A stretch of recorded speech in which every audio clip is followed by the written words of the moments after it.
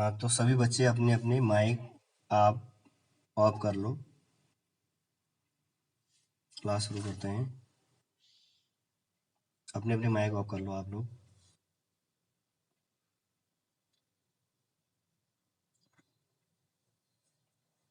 हाँ, तो बच्चों आज ये क्वेश्चन नंबर 2 शुरू करते हैं इस पार्ट का।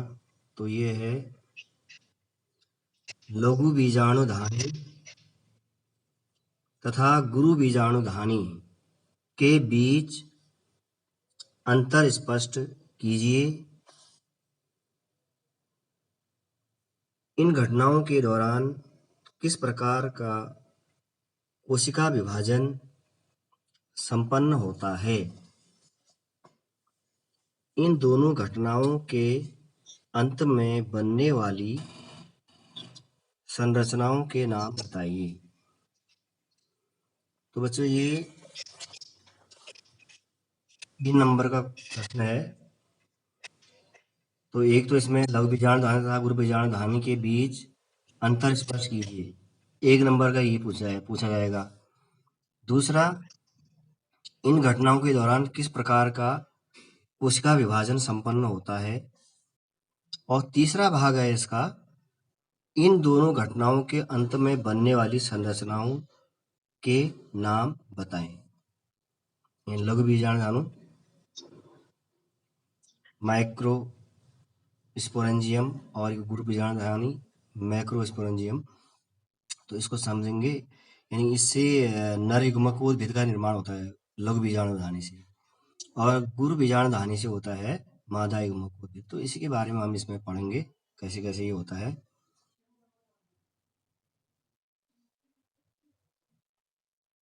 तो बेटा आप लोग एक चीज का विशेष ध्यान देना, 5-7 मिनट पहले आ जाया करो। देखो 10 मिनट हो गए हैं, अब आ रहे हैं कुछ बच्चे। तो जिसके पास बुक नहीं है, अभी मैं इधर से आप लोगों को ये पीडीएफ बना के भेज दूंगा। ये 2 पेज में है आज, इसमें से फिर आप उतारेंगे। अभी यहाँ पर आप अच्छे से समझेंगे इसको। तो लघु बीजाणुधानी में पहला अंतर है, लघु बीजाणुधानी पुंकेसर के परागकोश में विकसित होती है। कल आवृतबीजी पुष्प के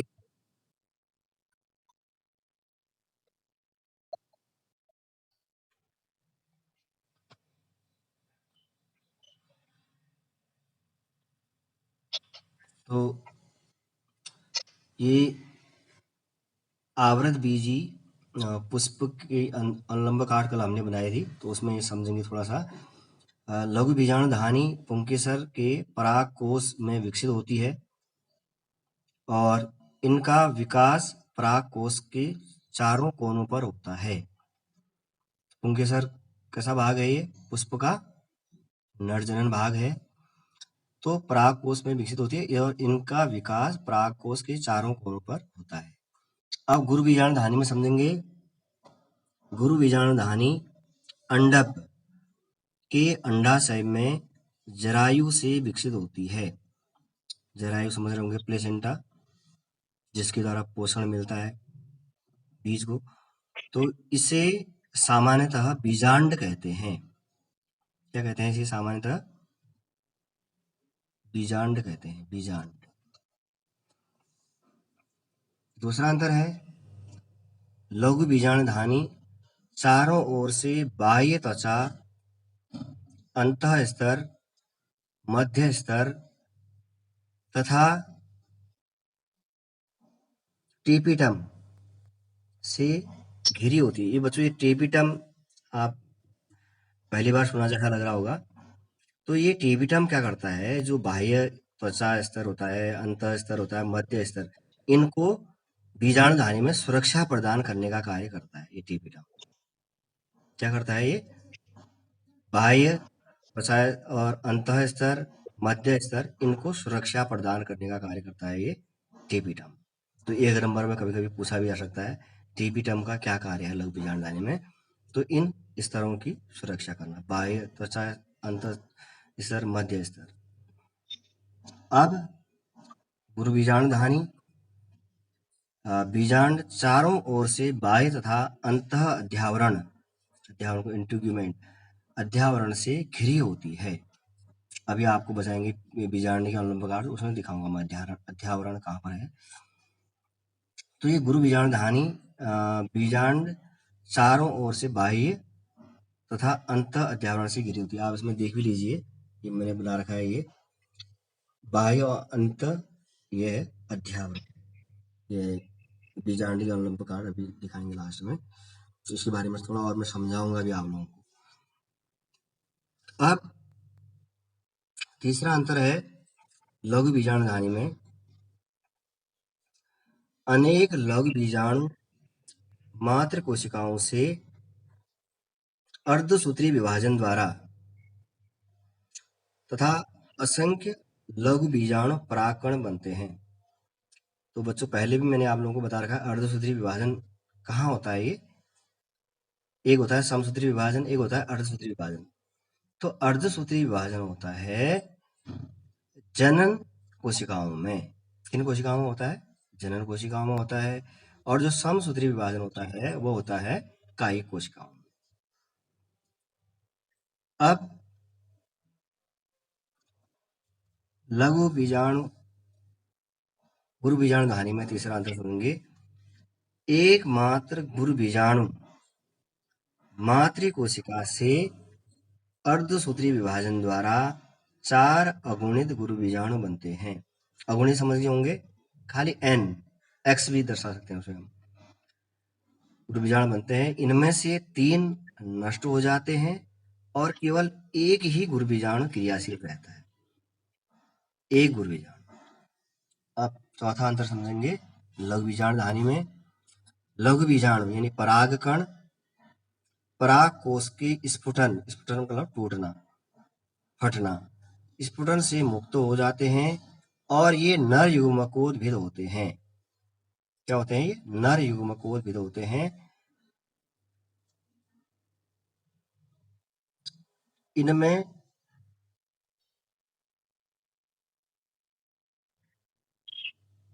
नर युग्मक बनते हैं। अब गुरु बीजाणु धानी में समझेंगे क्या बनते हैं, बताया था मैंने इसमें से लघु बीजाणु धानी में नर युग्मक बनते हैं, है ना। अब गुरु बीजाणु वृद्धि करके भ्रूण कोश बनाते हैं। भ्रूण कोश होता है क्या? अगुणित n x। यह मादा युग्मकोद्भिद कहलाता है। क्या कहलाता है? ये मादा युग्मकोद्भिद कहलाता है। और इसमें मादा युग्मक या अंड कोशिका बनती है। जैसे उसमें नर युग्मक बना था, तो गुरु बीजाणु धानी में क्या बनेगा? ये मादा युग्मक या अंड कोशिका। तो अभी भी देखो बच्चे ये ज्वाइन कर ही रहे हैं, अभी एक क्वेश्चन लगभग हम समझा चुके हैं, तो ये गलत बात है। आप लोग समय का विशेष ध्यान दें। अब इसमें देखो दूसरा भाग हमसे पूछा था, क्या पूछा था? इन घटनाओं के दौरान किस प्रकार का कोशिका विभाजन संपन्न होता है? तो बच्चों लघु तथा गुरु बीजाणु गुरु बीजाणु जनन के समय अर्धसूत्री विभाजन होता है। ये एक नंबर में ये आ जाएगा। जैसे कौन सा विभाजन होता है? अर्धसूत्री विभाजन। और लघु तथा गुरु बीजाणु जनन के फलस्वरूप अंत में नर तथा मादा युग्मकोद्भिद विकसित होते हैं। क्या विकसित होता है? एक ये है, क्या विकसित होते हैं ये पूछा था। गुरु बीजाणु लघु बीजाणु जनन के फलस्वरूप तो ये नर तथा मादा लघु बीजाणु जनन से नर युग्मकोद्भिद बनेगा और गुरु बीजाणु जनन से मादा युग्मकोद्भिद विकसित होगा। तो बच्चों ये काफी इंपॉर्टेंट क्वेश्चन है, 3 नंबर में बोर्ड में ये आ सकता है। अब है बच्चों ये 2 नंबर का प्रश्न है जो अब हम तीसरा क्वेश्चन बता रहे हैं।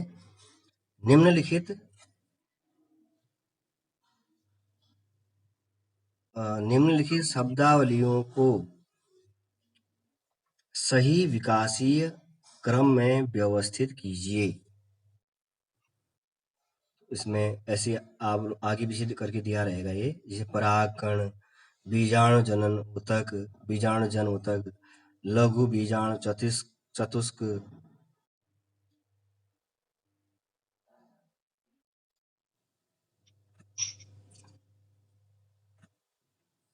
लघु बीजाणु चतुष्क, पराग मात्र कोशिका तथा या लघु बीजाणु मात्र कोशिका और नर युग्मक।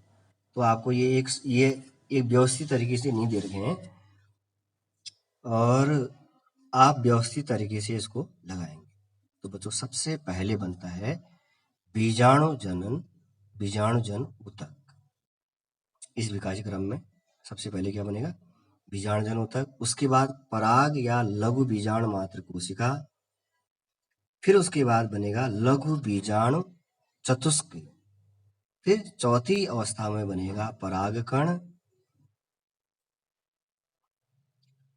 या लघु बीजाणु, उसके बाद अंत में बनेगा नर युग्मक। यानी कि ये नर युग्मक बनने की एक प्रक्रिया है। पहले क्या बताया फिर मैंने इसमें? बीजाणु जन ऊतक, दूसरा पराग या लघु बीजाणु मात्र कोशिका, और तीसरा है लघु बीजाणु चतुष्क, चौथा है परागकण या लघु बीजाणु, और पांचवा है नर युग्मक। तो बच्चों अब ये क्वेश्चन पूरा हो गया। चौथा क्वेश्चन देखेंगे। एक प्रारूपी आवृत बीजी बीजांड के भागों का विवरण दिखाते हुए एक स्पष्ट साफ सुथरा नामांकित चित्र बनाएं। तो आप इसको कलर्ड बना सकते हैं, इस चित्र को।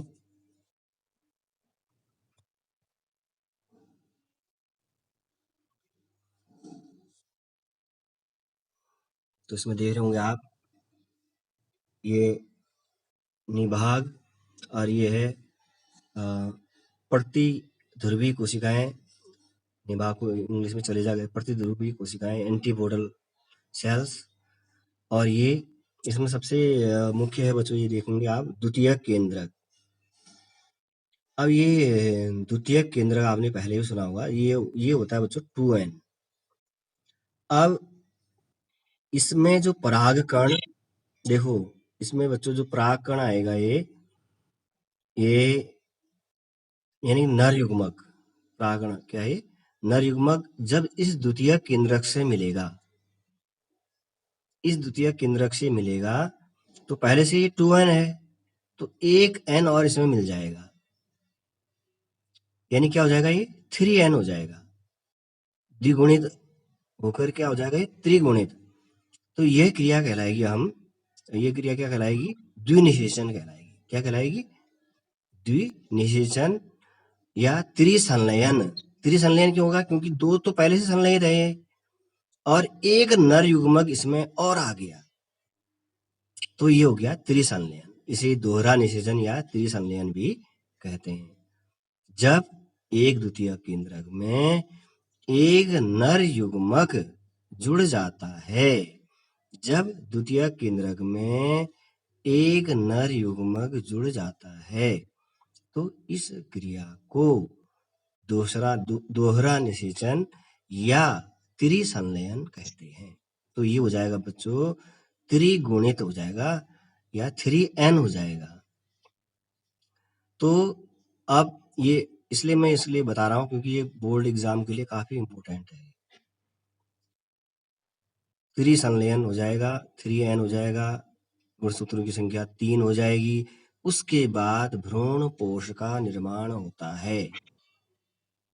भ्रूण कोश, एक ही देख रहे होंगे आप इसमें, भ्रूण कोश है, ये कोश।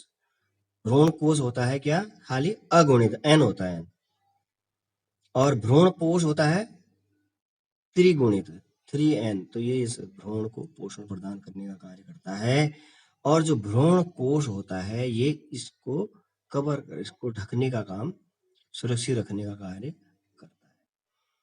तो इसमें ये अंड कोशिका है, अंड कोशिका से एक नर युग्मक मिलेगा, तो किसका निर्माण होता है? युग्मनज का निर्माण होता है। युग्मनज में गुणसूत्रों की संख्या हो जाएगी 2n, या उसे हम 2x भी कह सकते हैं। अभी एक अध्यावरण आया था, देख रहे होंगे, ये बाह्य और अंतः, इंटीग्यूमेंट भी कहते हैं इसे, अध्यावरण को इंटीग्यूमेंट। और ये माइक्रोफाइल है, ये बीजाणु द्वार जहाँ से बीज अंडा युग्मक प्रवेश करता है। और ये साइनर्जिड सेल्स हैं, ये सहायक कोशिकाएं, ये बीजाणु अंड कोशिका के नीचे जो ये दो दिख रहे होंगे आपको, ये तो ये हैं सहायक कोशिकाएं। तो बच्चों, इसमें मैं एक बार और थोड़ा सा आप लोगों को, जो एक दो तीन बच्चे ये बाद में एडमिट हुए हैं, तो ये एक बार थोड़ा सा और रिवीजन मैं इसको करा दे रहा हूँ आप लोगों को। तो क्वेश्चन है, लघु बीजाणु धानी तथा गुरु बीजाणु धानी के बीच अंतर स्पष्ट कीजिए।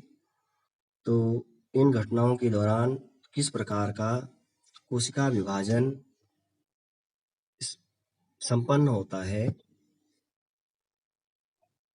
इन दोनों घटनाओं के अंत में बनने वाली संरचनाओं के नाम बताएं। तो बच्चों, ये लघु बीजाणु धानी पुंकेसर के परागकोश में विकसित होती है और इनका विकास परागकोश के कोनों पर होता है।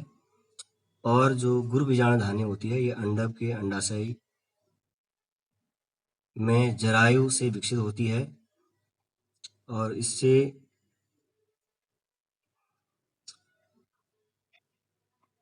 इसमें सामान्यतः बीजांड कहते हैं।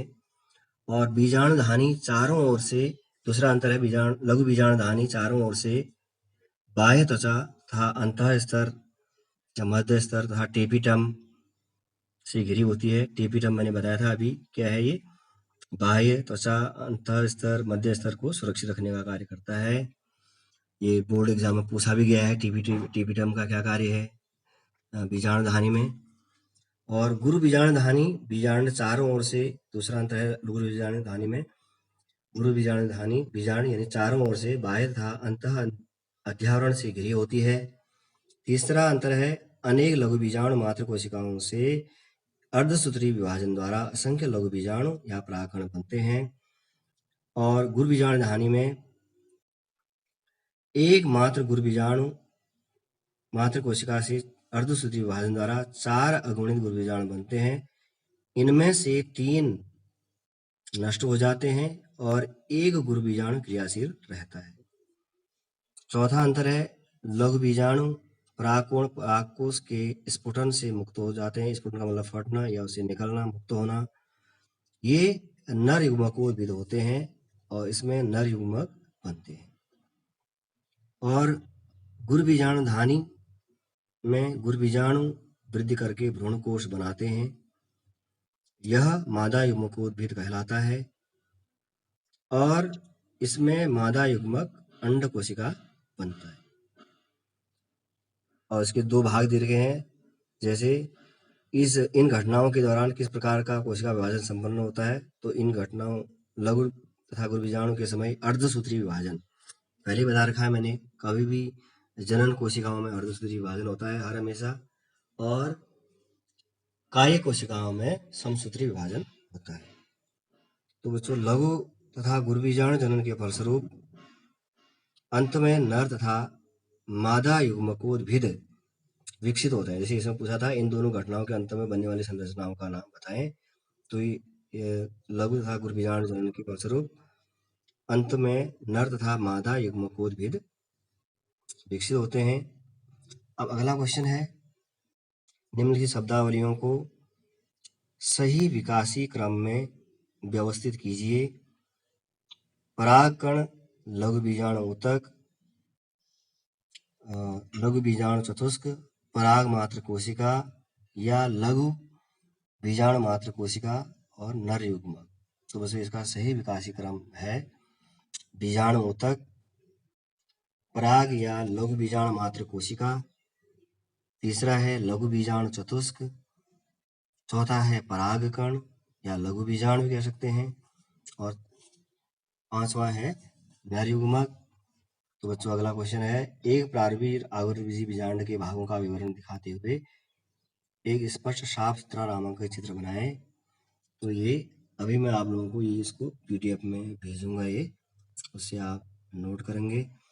और बच्चों, आप लोग अपने साथ वाले जितने भी बच्चे हैं उनको भी आप इन्फॉर्म करें कि हमारी 2 क्लासें चल चुकी हैं, और आप लोग अधिक से अधिक संख्या में यदि आएंगे तो हमें भी पढ़ाने में अच्छा लगा। जैसे आज 10th ए में अधिक बच्चे थे तो बहुत अच्छा लगा, उन लोगों को बहुत पढ़ाने में अच्छा लगा।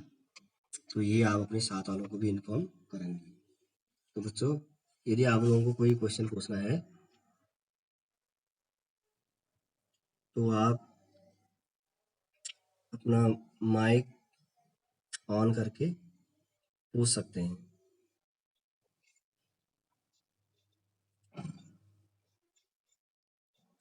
ये कोमल, जरा माइक ऑन करो। हाँ, तो बच्चों ये मेरी आवाज़ साफ आ रही नहीं आप तक? समझ में आ रहा है? आप लोगों को सबको समझ में आ रहा है? हैं बेटा? आवाज़ क्लियर आ रही है? प्रिया चंद,